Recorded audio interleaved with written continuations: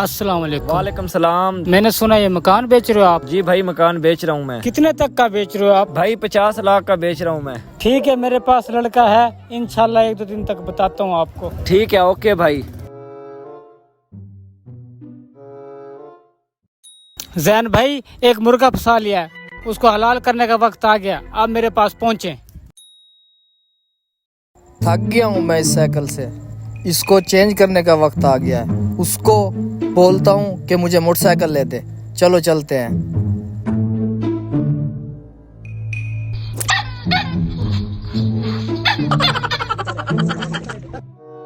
कहाँ है मुर्गा? मुर्गे को छोड़, लोकेशन चेक कर तू।